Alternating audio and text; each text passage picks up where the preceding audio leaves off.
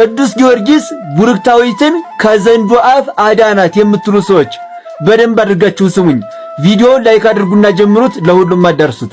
ቅዱስ ጊዮርጊስ ቡርክታዊትን ሳይሆን ከዘንዶ አፍ ያዳነው ቢሩታዊትን ነው። ቢሩታዊትን ብዙዎቻችን ቅዱስ ጊዮርጊስ ከቡርክታዊትን ከዘንዶ አፍ ያዳንክ ቅዱስ ጊዮርጊስ እንላለን። ሲጀመር ቡርክታዊት የምትባል ሴት የለችም፣ አትታወቅም። በተለምዶ ብዙዎቻችን ቡርክታዊት ነው የምንለው፣ ነገር ግን ቡርክታዊት ሳይሆን ቢሩታዊት ነው። ቢሩታዊት ቢሩታዊት ማለት የቢሩት ልጅ ማለት ነው። ቢሩት የሚባለውን ሀገር አወቃችሁት አይደል? ቢሩታዊት ማለት የቢሩት ሀገር ልጅ ማለት ነው። ኢትዮጵያዊት፣ አሜሪካዊት፣ ግብፃዊት እንደሚባለው ማለት ነው። ስለዚህ ቡርክታዊት ሳይሆን ቢሩታዊት ነው ማለት ያለባችሁ። ዛሬ ቤተክርስቲያን ሄጄ ሊቃውንቱ ምን ሲሉ እንደሰማው ልንገራችሁ።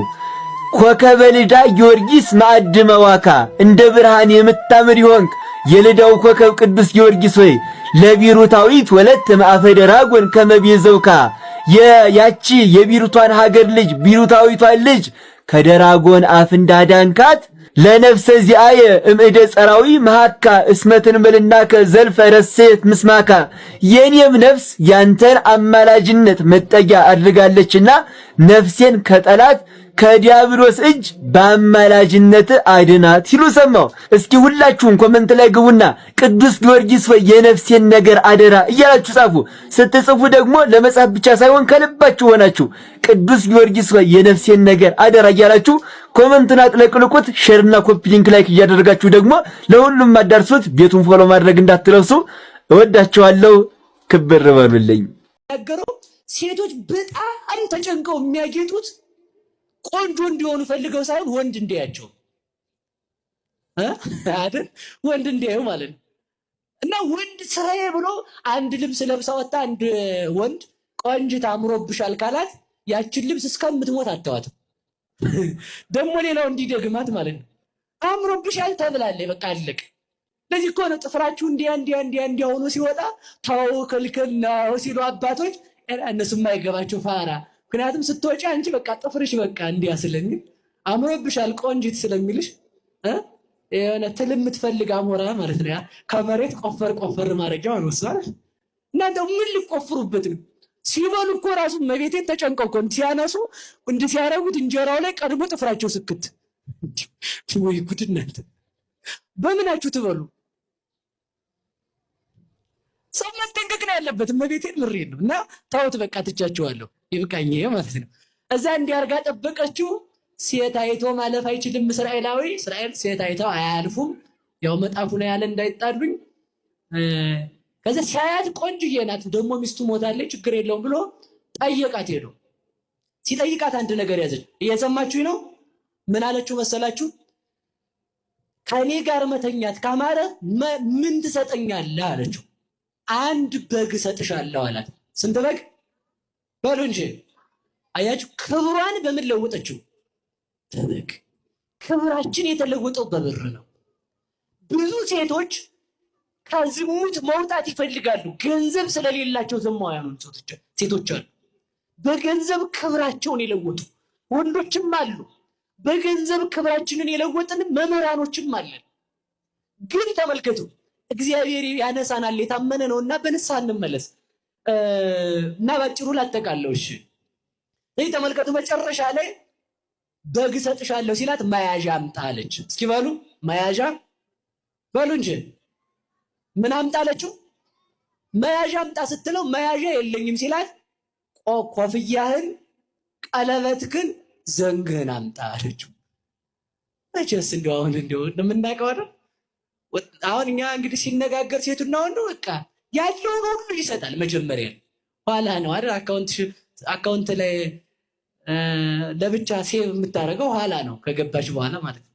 ከዛ ቆቡን አውልቆ ቀለበቱን አውልቆ ዘንጉን ሰጥቷት ሄደ። መያዣ በግ እስከሚመጣ እሷ ዘማ ስላልነበረች ተመልከቱ፣ ከክርስቶስ ወገን ለመቆጠር ብላ ነበር ያን ያደረገችው፣ ከእግዚአብሔር ጋር ለመሆን።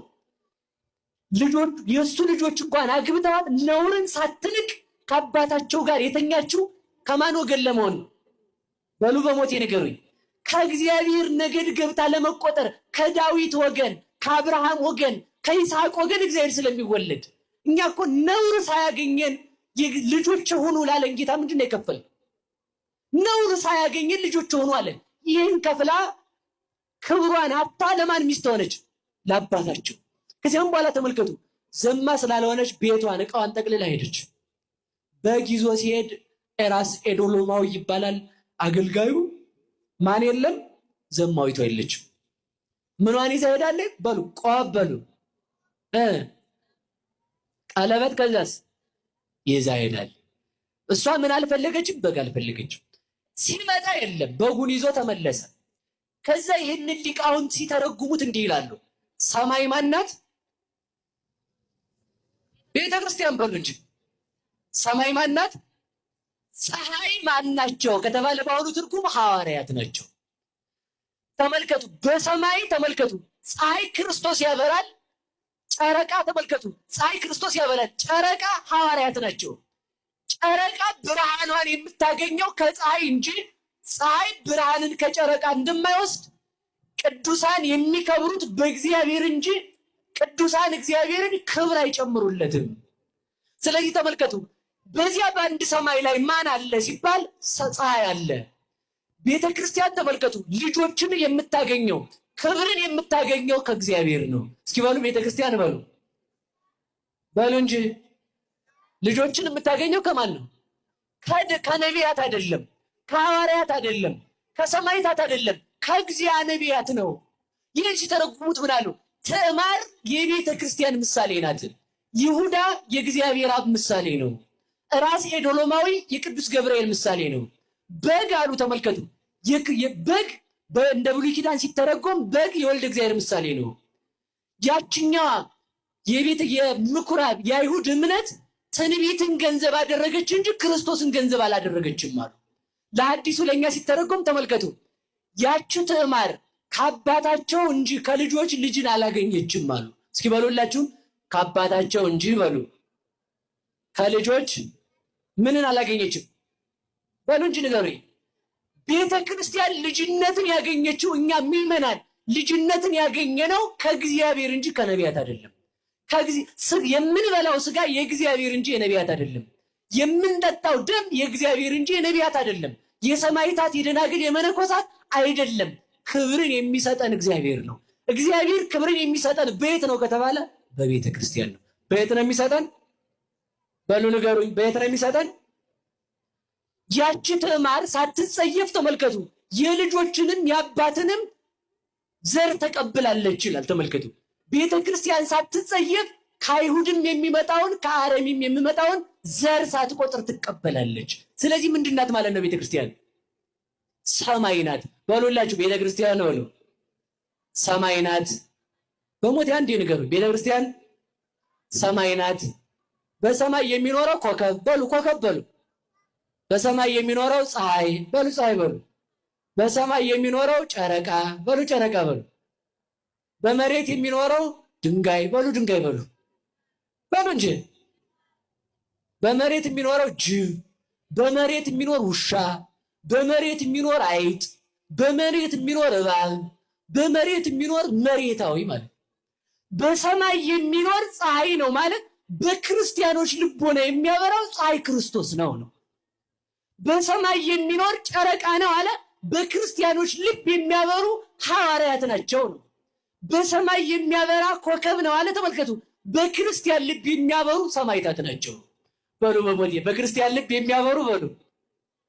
አሳዛኝ ዜና ተሰምቷል። በስልጤ ዞን በተከሰተ የእሳት አደጋ የሶስት ህጻናት ህይወት አልፏል። በትናንትናው ዕለት 10 ተኩል ላይ በስልጤ ዞን አሚቶ ወረዳ በሰሶ ቀበሌ ህጻናቱ በቆርቆሮ ቤት ውስጥ እየተጫወቱ ባለበት ነው እንግዲህ ቤት ውስጥ ያለ ገለባ በመያያዙ ምክንያት የእሳት አደጋ ተከስቶ ህጻናቱ ህይወታቸው ሊያልፍ የቻለው። በሚያሳዝን ሁኔታ ህይወታቸው ያለፉት እነዚህ ሶስት ህጻናት እንግዲህ የሁለት እህትማማቾች ልጆች ናቸው።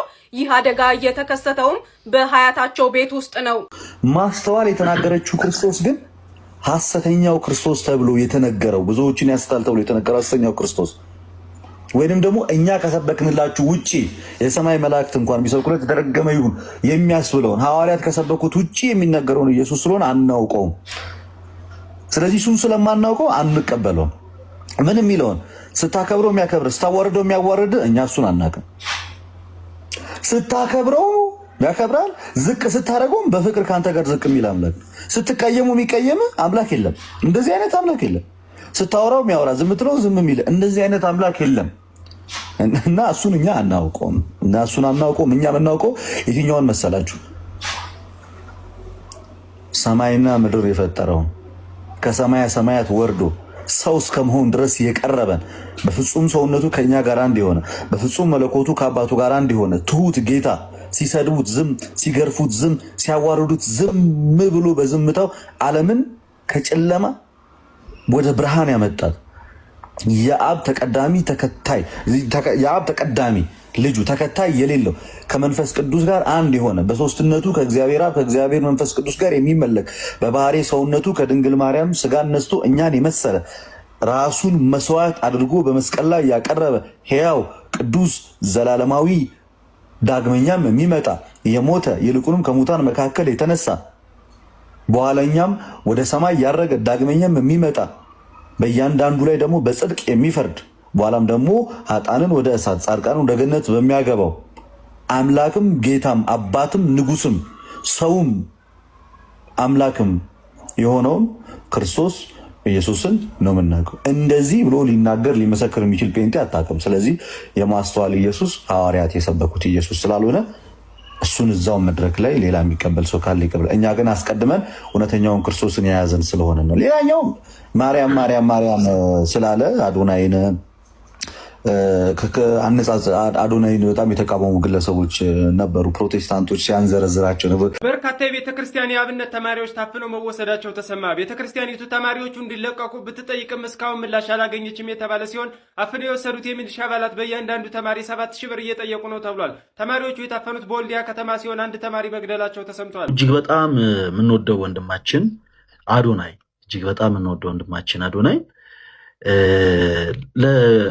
እንዴት ነው መሰላችሁ? በቤተ ክርስቲያን ውስጥ ክርስቲያኖች ሁላችሁም በደንብ አዳምጡ እሺ። በቤተ ክርስቲያን ውስጥ ወደ ቤተ ክርስቲያን እየቀረቡ ያሉ ነፍሳት ልክ እንደ ሕፃናት ነው የሚቆጠሩት። በመንፈስ ሕፃን እንደሆኑ ልጆች ነው የሚቆጠሩት።